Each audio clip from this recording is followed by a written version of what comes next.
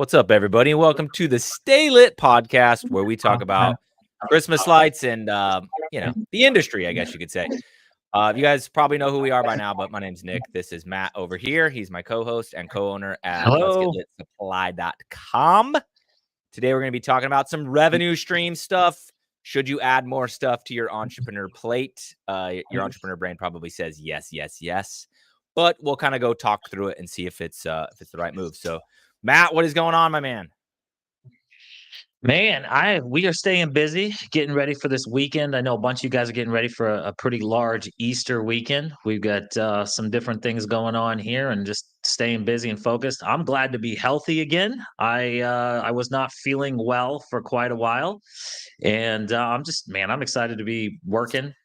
Happy. I hear you haven't felt so well last week. Oh my God, dude. Last Wednesday, I literally didn't move off the couch a single time, but like I filled this up one time and drank almost all of it. That was the only thing that entered my body all day. I had food poisoning. It was not fun. What did you narrow it down to a particular thing? No, dude. So that's the weird thing. So for better or worse, we meal prep. So my wife and I basically eat the same thing for breakfast and lunch every day. And then obviously we eat the same thing for dinner. We live in the same house and I cook it. So for the 2 days prior, we literally were meal for meal exactly the same. The night Hmm. prior, like the last thing I ate was a pizza joint around here where like you make a pizza in front of you and they put it in the fire, the fancy oven thing. It's called lit pizza, which is right, kind of funny. Lit pizza, get lit. But anyways, so I was like, that was the last thing I ate, but I literally ate it with all of my family. Like we all had our own individual little pizza, but can't imagine like my pizza was contaminated with salmonella and theirs wasn't. I don't know. I So, don't know. and then I mean, I it's was one of barfing. those. Ugh, it's one of those weird things that exact same day you had it, Joe, who works with me, got sick as well, and we're 99% sure that it was food poisoning as well. But we all ate barbecue at the same place. Here's the deal, though: he went right in front of me, and he got the last piece of brisket on that particular brisket, and then like there was a delay. They brought out a new one, and I ate right after him. Same sides and everything like that. He was the only one to get sick, so I'm thinking it was that last slice of brisket. Who knows? I'm not sure, but he had all the same issues you did, man. It was horrible. Yeah, dude, it was. I mean, at least you can narrow it down to something. But somebody said you got to risk it for the brisket. Absolutely, you got to risk it for the brisket every time. Yeah, we got YouTube comments coming in. So shout out to YouTube. I don't know how many people are live on YouTube right now, but we definitely are. At So least if you're two. on YouTube, holler back. Yeah, this weekend coming up, yeah, is very busy for us bounce house rental folks. It's massive, but I'm a little bit of a contrarian, so it's going to be super busy. We are not breaking any records, but we're getting up there. We're getting close to largest number of deliveries, et cetera, et cetera, et cetera. But my ass is going to be drinking beer on the beach over in Panhandle. So we leave for the Dang. beach on Friday, and then basically, kind of the way I think about it, and this actually might be a good topic for Christmas lights too, maybe. But the way I think about it is kind of like the general isn't on the front lines. It is very freaking hard to remove yourself from it. And there definitely is like a guilt piece, kind of that goes along with going on vacation on a busy weekend. But it's not like I can do anything different there than I can do from my house or my couch or my kitchen, right? Because I mean, I'm not going to be out delivering and picking up stuff in the trucks anyways. So it's kind of like, screw it. My wife wants to go on vacation. We'll just go. And then obviously like Sunday morning, I'll be like firefighter extraordinaire on this thing, going through this, going through that, whatever. But like I'd have done that anyway. So it's kind of like whatever. I'd rather do it looking at the beach than, looking at my kitchen table. So Yeah, it's definitely a testament to your team, though, that you feel comfortable and confident to do that. You've got a manager though in place that should be able to handle most of the fires, right? so I kind of take over the weekend phone calls. I take those over just because I'm much more in tune kind of with what goes on in the field. Whereas Cassie, right, she's much, much, much more in tune with what's going on in Inflatable Office or in Christmas Light World, what's going on in Jobber, what's going on with all the people, right? She's the one that talked to all the people, set all that stuff up. So I kind of try to stay out of that. And then my lane, though, yeah, kind of becomes the firefighter on the weekend. But yeah, like you said, like my guys know what's up. My 2 assistant managers, they know what's up. They can handle most everything. So the phone calls that do come to me are very like weird off the wall specific things. Like this person wants to pay with Cash App, or they said they Right. want it. Yeah. Yeah. We already set it up and they want it the other direction. Do you want us to rotate it? Even though nowadays they would know the answer to that. They would just do it, but whatever. But yeah, it's kind of like, yeah, I got a badass bunch of guys that work for me. So it's kind of like, I'm going to let my employees fly. And then I'm going to go somewhere cool and enjoy, the 22 hours of the day that I'm not going to be on the phone. And, those 2 hours I got to work is, it's all good. But that's exactly what I did too for Christmas lights last year too. Yeah, I would imagine it's all dry units too, right? It's still too cold, or you got some wet stuff going out also. So the combos, most of our combos are wet dry. So it's kind of like, who knows? We don't know. We just go Right. set it up ready for them to hook up and go for it. We are sending 18-foot dual lane this weekend. We are sending Rampage this weekend. I thought there was one other water slide that's going. And then I just picked up the jump off water slide. I was telling Blaine to get out of the back of my truck because he's about to start cleaning units. And I think I have it on the website. I was hoping it would go out. But I don't remember if I have it on the website or not. So I think you did actually, because somebody pointed it out to me the other day. So I'm pretty sure you threw it up last week sometime. So yeah, I'm excited for you to get your hands on that, test it, work it out, get your guys, get you some responses, and go from there. yeah. Yeah, It's, I would think that no wind advisories or anything for you guys down there. We're looking at some wind up to like gusts of 32. So we've got some people already sort of a little bit panicked and trying to make the right decisions here and there. I've checked for tomorrow, and tomorrow is very calm. I did not check my weekend. It's supposed to be like very calm weather.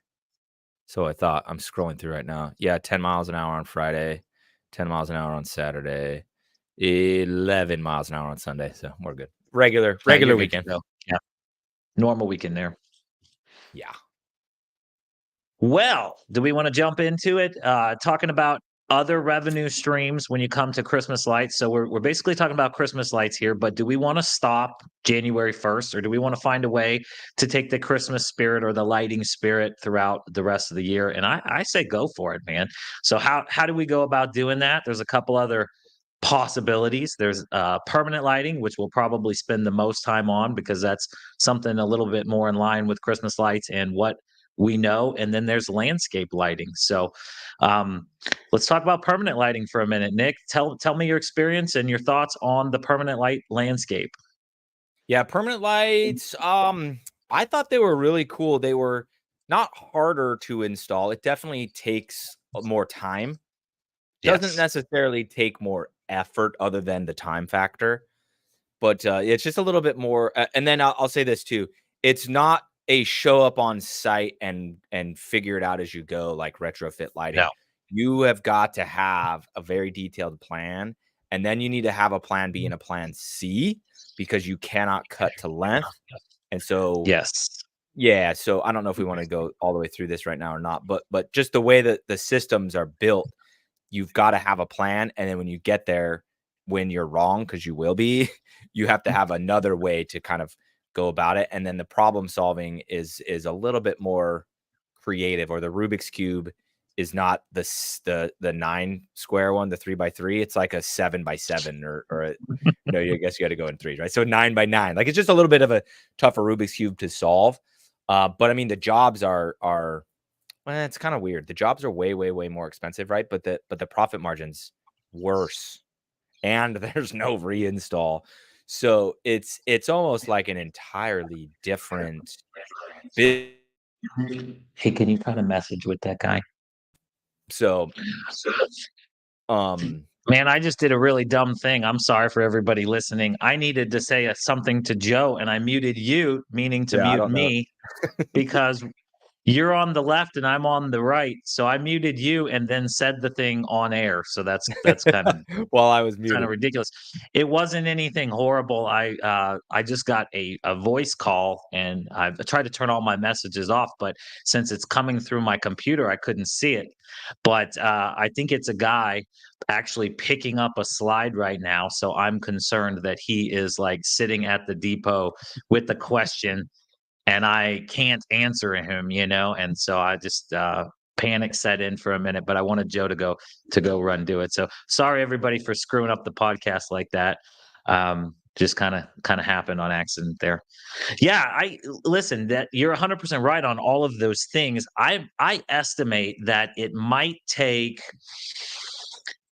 I don't think it's a full double the amount of time to do permanent lighting as it is to do Christmas lighting, but I would say it's at least 50 to 60% longer. Wouldn't you think that may be Yeah. a good estimation? And I think the reason being is, you have to, or at least that showing up with a plan is very key. And when you're taking the estimates, you need to see all the different angles and whatnot.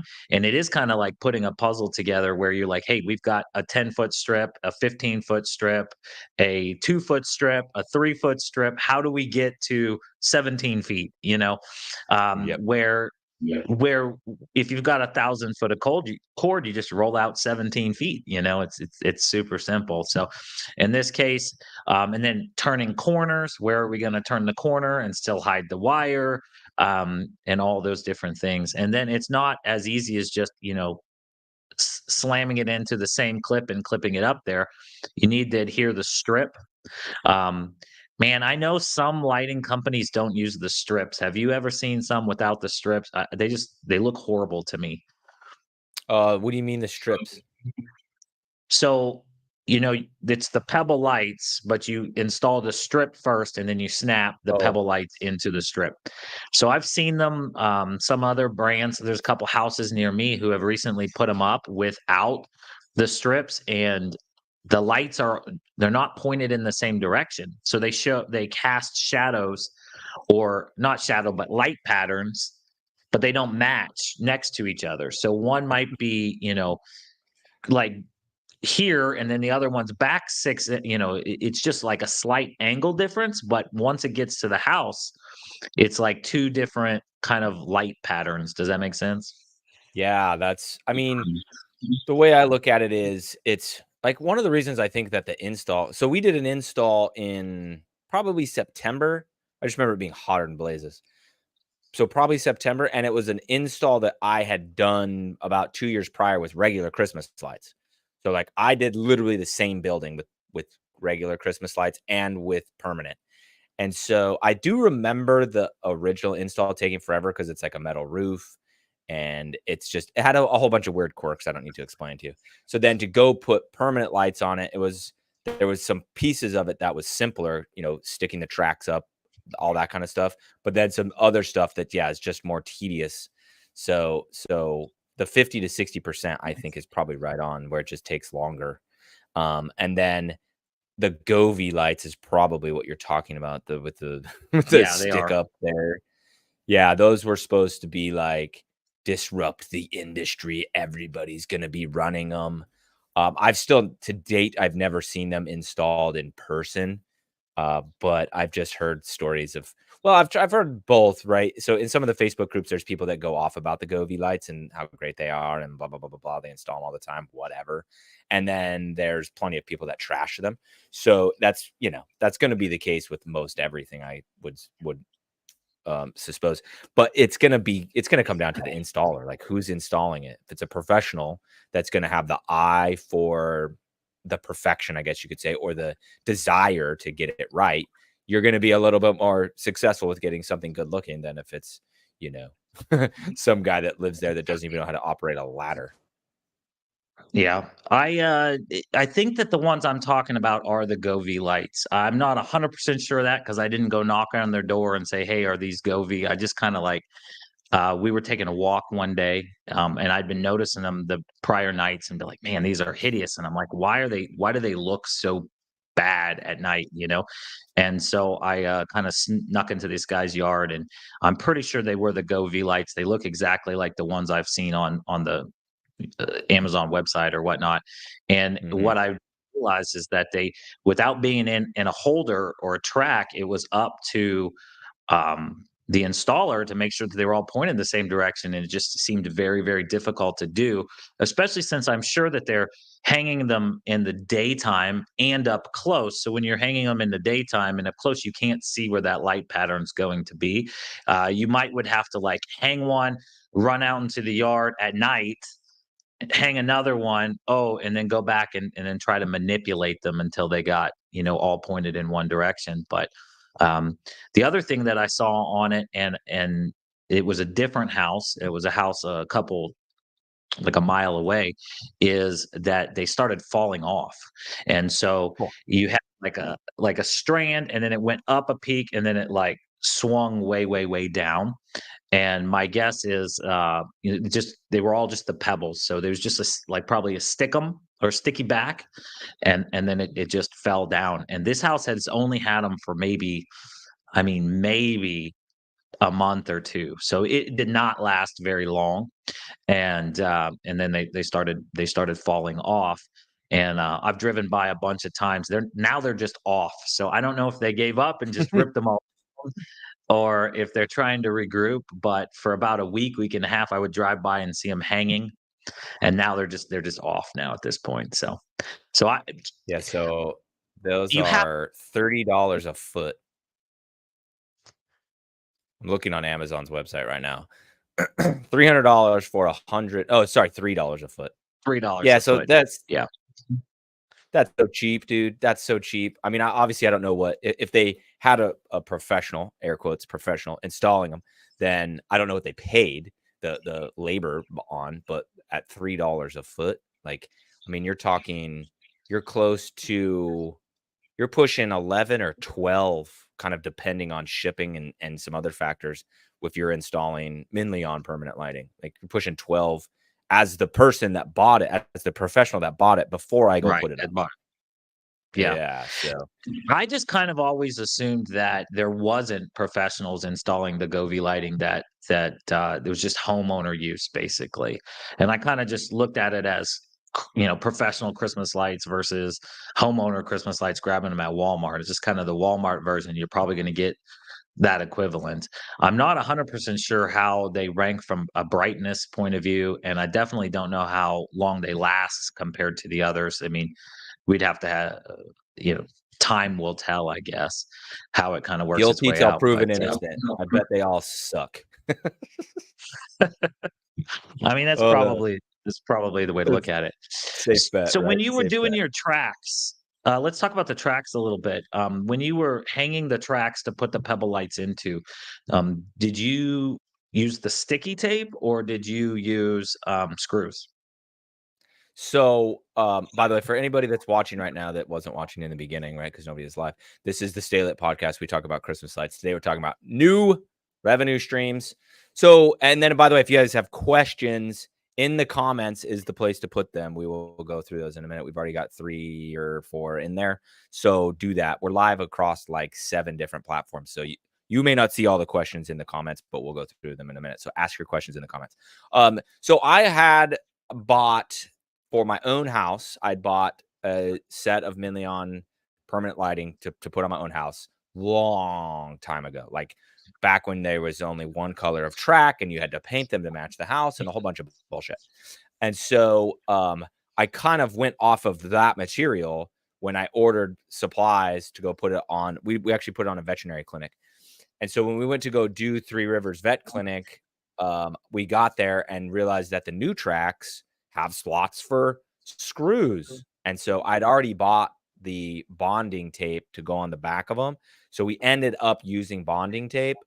I've never screwed them up to date. However, my intuition says I wish we would have screwed them up because in order, and this is probably why those Govee lights didn't work.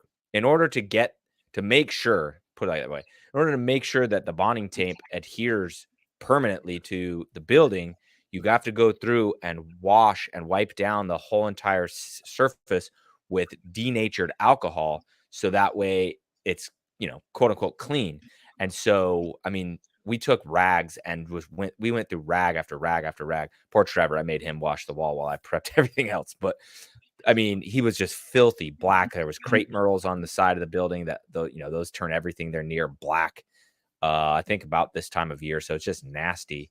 But we wash it with denatured alcohol so it sticks. So we start going, and we're using that old track that I never put on my house. And then all of a sudden we get to the new tracks and they have holes for screws. And I was like, dude, I feel like screws would be so much better.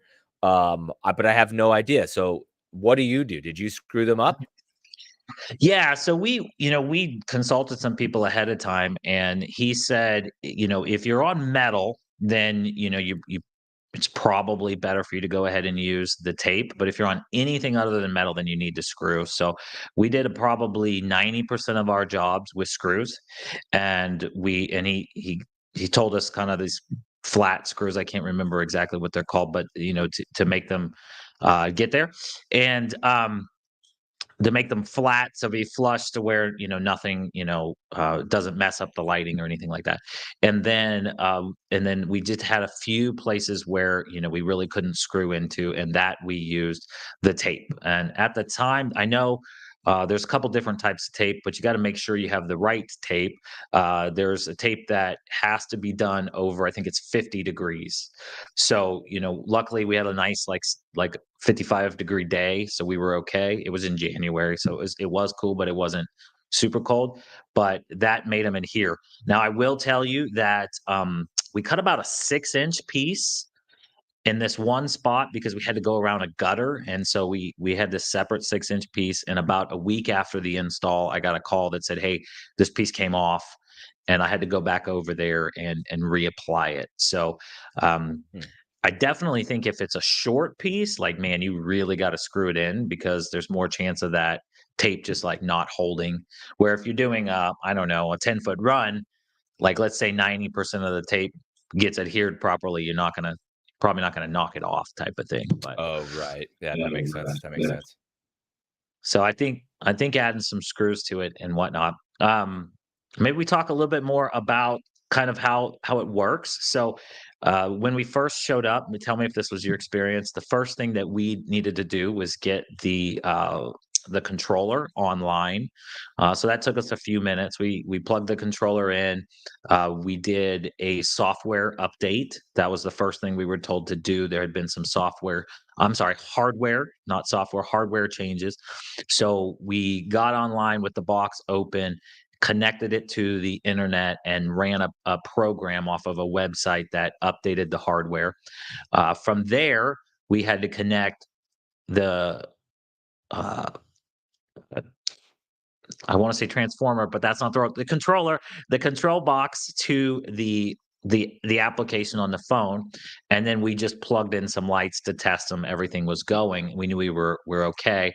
At that point, we went out and found the place that we were going to use as our starting location, and kind of hooked up screwed in the controller to. At this point, we did it up in the soffit where it would be protected from weather and stuff like that. And we plugged everything into the wall, and then we started running our lights in both directions, and that's where the kind of the puzzle began. I went ahead and just made sure that we had way more than enough pieces because this was a townhome, and it literally didn't have anything that was more than like 25 feet straight. It had hooks and corns and turns. I mean, townhomes are different than a normal house. And so we ended up having to we made sure we brought a bunch of extra tees. We had to tee off in a bunch of different directions, and we were piecing it together. Okay, we got 13 feet over here. We still have a 5, a 2, and a 1. Let's put that together. And then we had to use a bunch of jumper cords and all sorts of things, and then hide them behind fences and hide them behind gutters and hide them behind soffits and all sorts of stuff. But it wasn't impossible by any means. It just definitely took more work than Christmas lights. We would have shown up and just started going to town, basically. Yep, yep. I mean, we Yeah. were lucky where ours is like, I mean, the veterinary clinic is almost like an old building, like it's a metal roof and it's like kind of rustic looking. So it was like straight shot around, but then it has 3 dormers, and those dormers were a doozy. But are you guys going to be so in my content, I have been criticized quite often actually for kind of making things seem too attractive, making things look too easy, making, almost pushing people to do the next thing, kind of saying that it's easy or that it's smart to do whatever without covering the cons. So I've been trying to really balance that out in my content, because the last thing I want to do is go push people to go do stuff they don't really actually want to do by making it sound too good, right? I've just got that positive personality, and I've got that ambitious personality to where, to me, it's different, right? So I want to kind of walk through maybe some of the cons or the challenges. So Matt, are you guys going to be installing permanent, and like not just to people that ask, but pushing it, or kind of what is your guys' plan this year? You know, we're not going way out of our way on this, and I think it depends on where you are at. Life is not the right word, but where you're at, like in business. I don't personally have time to be chasing this avenue of revenue for us during the summertime when it's serious inflatable season. I kind of doubt that you do too. My whole motivation of getting into Christmas lights was to offset that winter break, right?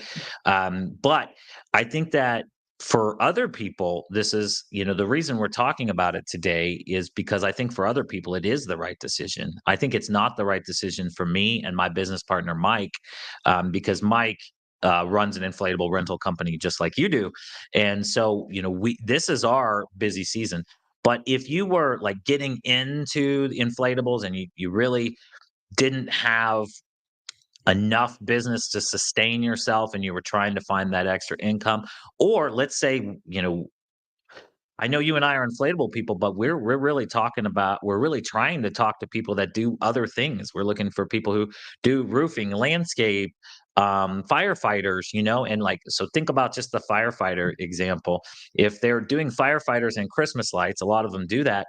There's probably 8 to 10 months out of the year that they don't have their side hustle. So why would they not look at this? I think that Right. for those people, it's the right decision. I don't know that it's the right decision for you or me because like we really are busy the other 10 months out of the year that we're not hanging Christmas lights. It's those particular months that we were trying to fill. So I, it's not for everybody, that's for sure. Um, I think that the cons on it are is it's a little bit more difficult. If you don't do it properly, I think it's not as simple to fix as Christmas lights. If you kind of make a mistake on Christmas lights, well, you pop back out there with a ladder and fix it in 10 minutes. I think with this types of lights, you need to be a little bit more prepared to follow up with the customer if you're kind of maybe not making you're making a longer commitment than 2 months with that customer. Does that make sense? With the Christmas Right. lights, you're committing to, "Hey, for the next 2 months, I'll make sure your Christmas lights are perfect." With the permanent lights, you could get a call back in June, July, August, anything like that. So, um, other downsides, I can't really think of too many other downsides, other than it is hard work. You're a little bit responsible for a longer period of time, and it definitely is more cost up front. But just like Christmas lights, you should be taking a deposit from the customer and offsetting that, right? What other Yeah, what pretty other much. cons can you come up with? Yeah, so from what I've seen, and I wanted to kind of go aggressive in it in the permanent lighting this last season, the 2023 season, and then kind of to your point, like I just end up so busy and so occupied that it's just kind of I never got caught up to the point where I felt comfortable like just going out and starting to advertise it, because I was nervous that we wouldn't be able to do an excellent job, like perform at our level that we wanted to. Right. And Yep. so I kind of made the decision. We did that one in September. We did give out, bids when we were asked. The sticker shock is real. I mean, a small house is $3,500. Like, it's like Oh a yeah, small, the like, sticker shock is very yeah, real. yeah. And so we didn't end up landing any of those jobs, but I didn't pursue them actively. The quote would just go from Cassie through Jobber over to over to the client, and then that was that, where it's like for a $3, $4, $5,000 job. Like normally I'd be on the phone or what, there'd be more contact points along the way just to answer questions. I'd go out in person. I just was not aggressive in that. Because one of the things, so I'll talk to kind of two of the things I noticed. And so this will maybe help kind of put two bookends at the end of your, to help you make your decision of, should you add permanent lighting? So number one, from what I noticed is your Christmas light install period is this little teeny tiny window, right? Basically November for more or less. Permanent light install period is like barely longer. It was very, very, very much overlapping with regular Christmas light installation. That's why I kind of hesitated, because I was like, we're already running 3 trucks. We run 3 crews of 2 guys. On the weekends, we'll have a 3rd guy in some of the trucks. And we're basically working 7 days a week, starting November 1, pretty much. And so I'm like, if one of these comes through, it's going to be scary. And I've already got a lot going on. I don't want to be scared any more than I already am with as much as I do. So it's going to overlap the top of your regular install business a lot. Now, are you going to get a potential client right now? Yeah, absolutely. But it's just not a service that you're going to sell in high quantities out of season, from what I've heard and really kind of experienced. Okay. So that's one thing. The other part is that if you have the capacity to take it on, you probably should, because so I made the decision to not, because it overlapped with everything and I already got a lot going on. And then we end up running, I mean, we increased this year like 1% or 2, but like basically we ran flat year over year, 2022 to 2023. And I'll never know for sure on the data on this, but my intuition tells me, and my intuition's been has a good track record. So my intuition tells me that we've got a lot of people that would be our clients instead are installing permanent, because they're saying, well, it's 3 times as much basically to install permanent lighting, but we're going to do it every year. Over the course of 3 years, we're broke even. And then everything after that, we're net positive installing permanent, because we're not paying this guy to come back out here and reinstall every year. And so I think a large portion of the reason we ended up basically flat year over year, which has never happened before, is because we weren't going hard on the permanent lighting. We were losing those leads, those clients, that potential over to the companies around here that specialize in just permanent lighting. And so the pie shrank, right? We also did have more competition this year, because I can't keep my big mouth shut. And so, no, you are part of the reason that the competition is a problem. I think that it's more than just that mathematics, 100% the mathematics is, hey, if I do 3 years, I break even or whatnot. But I think in addition to that, people start thinking, like, I really would like to put my lights on for Mardi Gras. It would be great to be able to switch that. I really would like to throw them up. The other day I drove my house, it was green on St. Patrick's Day. And I'm like, okay, can't do that unless my wife's like, who put Christmas lights up for, who's got Christmas lights up? I was like, I'm sure that they have to be permanent, and they just flipped them to, green. So you got St. Patrick's Day. Like if you're a big Dallas Cowboys fan or whatever team, New Orleans Saints, I think, the one guy I was selling them to was talking about how on game days he was wanting to do, golden. He was a Saints fan, golden, I guess silver or something, golden black. I don't know how you would do golden black, but, I don't. People have asked that before. We get black lights Valentine's Day, 4th of July, like, all these different things, that you could then do so that, you're going to get a lot more legs out of it. Also, I think some people just, I mean, I see them all the time in more, less dramatic patterns, where it's just, basically mood lighting, or the other topic we're going to talk about, it turns into landscape lighting essentially. So, where you put on every like 8th one or whatever, so they kind of look like soffit lights. Yeah.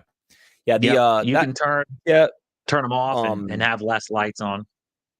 Yeah, that's another thing too. If you want to get into it, you kind of got to make a decision on what you want to install. There is quite a few options out there now. I mean, it's not like some robust set of options like regular Christmas lights are, but you've got, like, I'm trying to think of all the names of these off the top of my head, and I'm not going to get them all right. But there's trim light, which trim light is a light that faces forward, and is a very small diode so that it does not look like Christmas lights. It looks like a strip Okay. of light. Then you've got another one that is very similar to that and those two companies, you have to like go spend 10 grand or something. I don't know, I'm making this up. I know there's a large upfront fee that's almost like a franchise fee. Then you got to go get certified. You got to fly out to their classes and do all sorts of stuff. And then you got to run your business basically the way they want you to run your business, which is great for some people and not for me. That's not for me.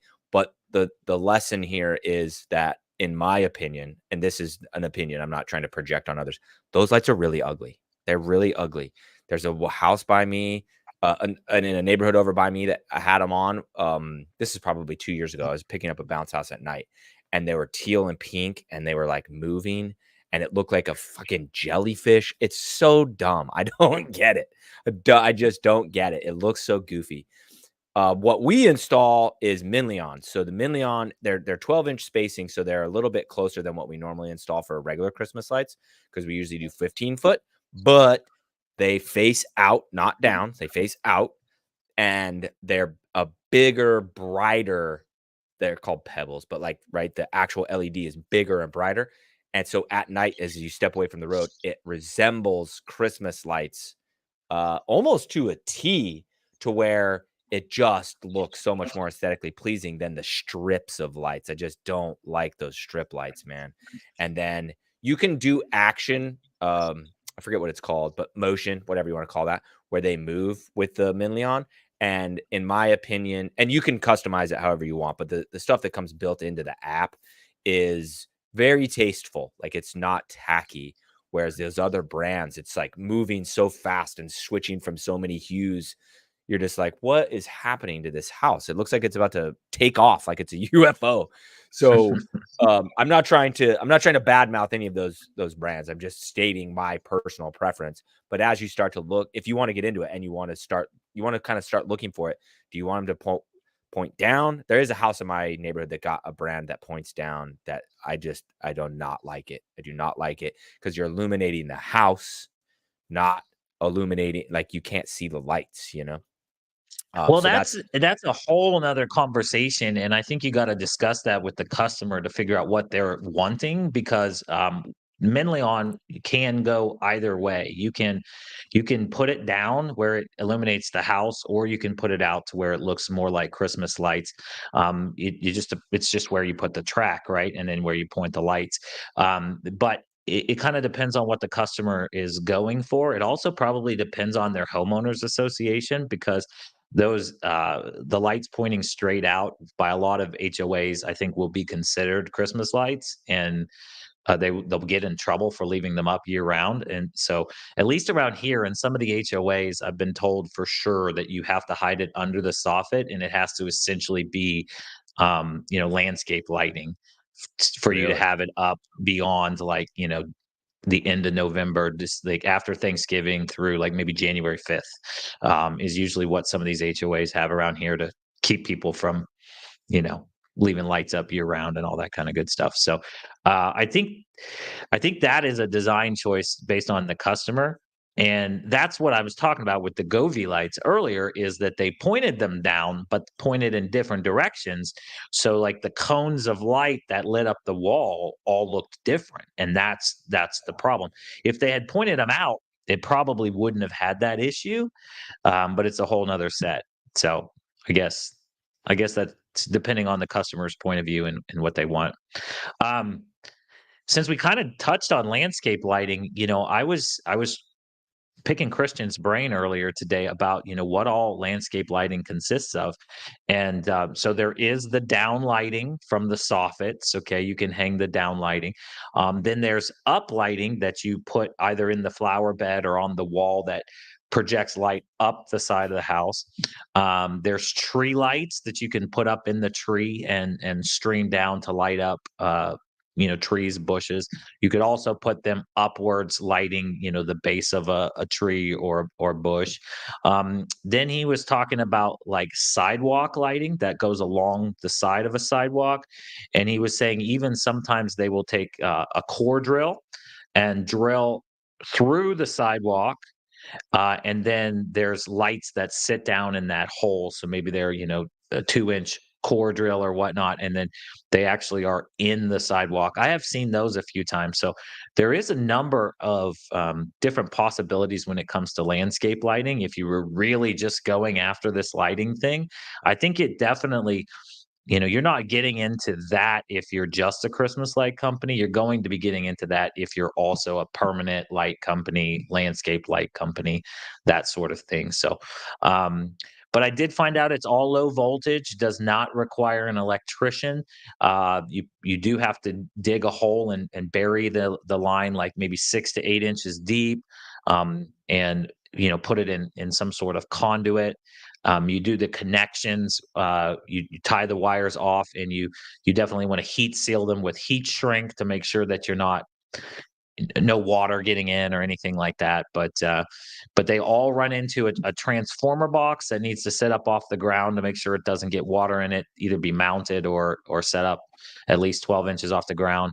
And then they just plug into the wall, and you got a controller basically like you do the permanent lights. So the landscape lighting actually sounded pretty interesting to me, and I bet you you could get into some pretty large tree jobs, like in some nice houses and stuff like that, where you're lighting up a bunch of trees in the yard. Yeah, I think, the landscape lighting is super interesting, so I wanna get into it. I've looked into it, to kind of, like, dip my toe into it, and it's one of those things where it's just like I'm looking at it, I'm like, "Oh my god, such a good opportunity," and I'm like, holding myself back because I'm like, "Do I really wanna do this?" If we do end up doing it, I've already talked to a couple of my guys. If we do end up doing it, basically what we're gonna do is Let's Get Lit will, run that. Like, it'll be inside of Let's Get Lit, and then they're gonna do everything. Like, I literally told them, like, "You can buy the lights with my credit card or, like, with the company credit card and use the company vehicles." But I'd like Nick doesn't come and problem solve. Nick's not gonna be on site helping build. Like, if it's something that we do, I will have my hands out of it almost completely, other than, advice business advice or how to handle a upset customer, how to close a sale, like that kind of stuff. I'm totally cool to jump in on, but like I'm not gonna be out learning it. I'm not gonna be training with it. I'm not gonna because I personally can't add more to my life. I probably should subtract stuff from my life, but I'm too Right. ambitious. Yeah, me too. Yeah. But at the same time, I see this opportunity of adding landscape lighting out there where I'm just like, dude, it's low competition, it's low barrier of entry. It's similar to retrofit Christmas lighting where it's like, yeah, let me just take a 50% deposit, go buy the supplies, and then go install. So the plan is obviously we got to get on the other side of Easter because then the jump off will slow down temporarily. May gets absolutely insane, but it's kind of like a well-oiled machine, generally speaking. So then hopefully we'll be able to buy the stuff. We'll do my front yard and we'll go do around my pool in the back. 'Cause I have no lighting around my pool and I really want some lighting in the bushes around the pool Yeah, it would look and great. use Yeah. me as the guinea pig. Yeah, use me as the guinea pig and the learning experience. And then from there, cool, go start running some ads on definitely Google, maybe Facebook. I don't know. I got to do a little research on that. And then when those leads start coming in, it's like, boom, Isaiah and Roman, go. That's you. I'm just here for the money and then the help. And then I kind of told them, I'm like, I'll pay you, as much as possible. Like the company does need to make a profit because I'm taking all of the risk. I want to make sure that the company makes a profit, but I don't need some outrageous profit. Like I want to make sure that you guys are compensated well, but I just don't know what that number is going to be until we start doing the jobs. And they were both down for it. So basically, if I can get my shit together to get started, that's the plan. Well, man, I hope that the point of today's conversation was to just throw some things out there. It's not something that either you or I do in any mass scale, but we have just a little bit of experience with it. And so I think that our main goal was to just, you know, have the introductory conversation that you can turn this into something a little bit more than, just that 2-month or 3-month window. If you really want to hustle with it, these things kind of align. And so we didn't get too many questions from people live, but if you guys have questions later, feel free to reach out to us. We hope that we at least breached the conversation in some form or fashion. So that call that I missed a little while ago was an urgent thing for me. So I'm needing to kind of wrap here to make sure that I can take care of a customer before the day ends. Anything else we want to cover, Nick, before we kind of close up today? No, I think I'm pretty good. There is one question I do want to answer, but you can go do your thing and I can answer it solo. It's no big deal. No, I'm good. I mean, as long as we're Okay. not talking 30 minutes, it's 15, Yeah, 20 no, minutes I no. can handle. Let's go.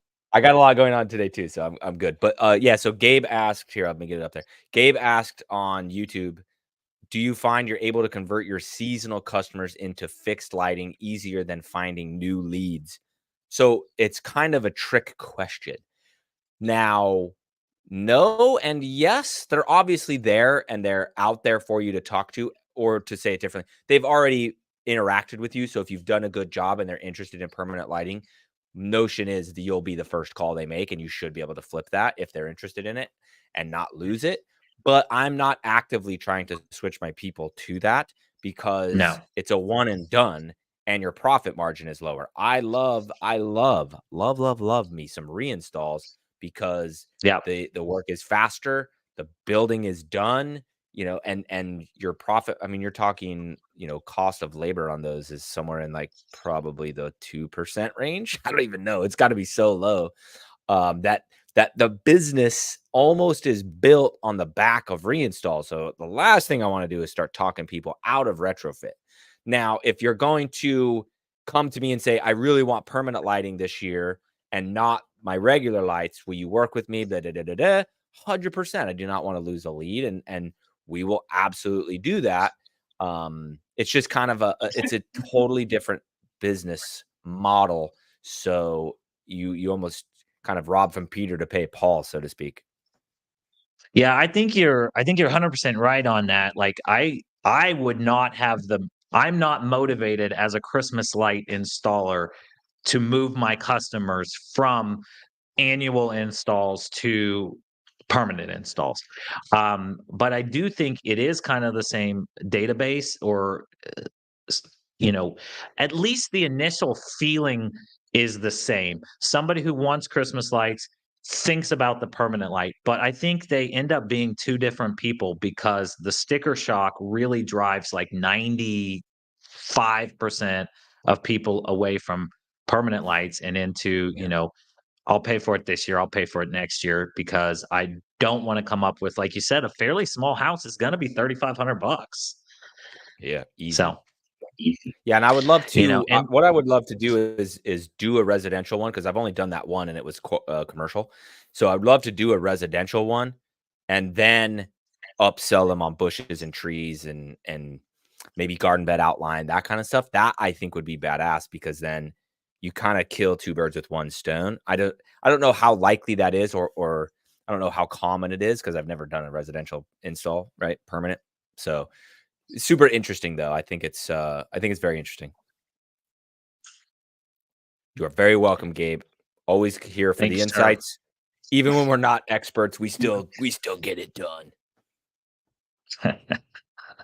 Well, I hope that we brought some value today. I mean, this is definitely, like, a lot of times we do present as if we are experts and we feel pretty confident in it. Here, I think that we have enough to be dangerous, but not enough to be experts, right? So, Yep, um, totally agree. a lot of what we were saying is just our brief experiences and our opinions. But I know there's a lot of companies out there making good money on it, and if you jump into it, it's not crazy hard to do, but you would need to be committed for sure. Yep, agreed. So that sounds good. Cool. Well, if you guys like this video, hit the like button. If you guys loved this video, Thank you. this podcast, hit the subscribe button, baby.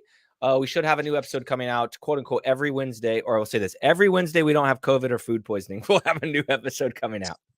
Right? Yeah. That's a good way to put it. All right. So, all right, Matt, you Thank go do your you. thing. I got to go out here and unload a brand new big and bright inflatable from the bed of my truck. So that's what I'm about All to go right, do. excited about it. Thank you. Bye. All right, later, guys.